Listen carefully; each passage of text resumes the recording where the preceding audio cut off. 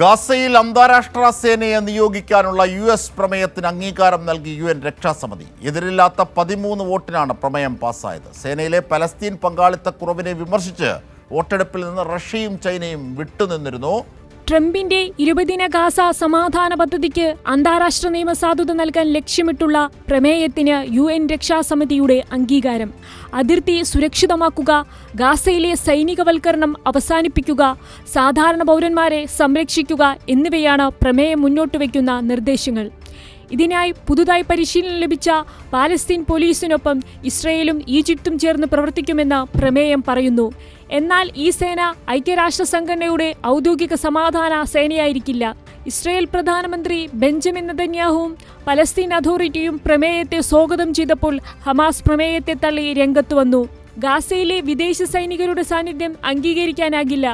ഗാസയിലെ ചെറുത്തുനിൽപ്പ് ഗ്രൂപ്പുകളെ നിരായുധീകരിക്കാൻ അന്താരാഷ്ട്ര സേനയെ നിയോഗിക്കുന്നത് നിഷ്പക്ഷമല്ല.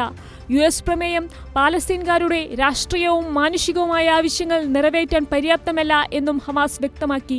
പ്രമേയം അധിനിവേശ പാലസ്തീൻ പ്രദേശത്ത് അമേരിക്ക നടത്തുന്ന അനിയന്ത്രിതമായ നീക്കങ്ങൾക്ക് മറയായി മാറരുതെന്ന് റഷ്യയുടെ UN അംബാസിഡർ വാസിലി നെബൻസെയും പ്രതികരിച്ചു. International desk, Kairali news.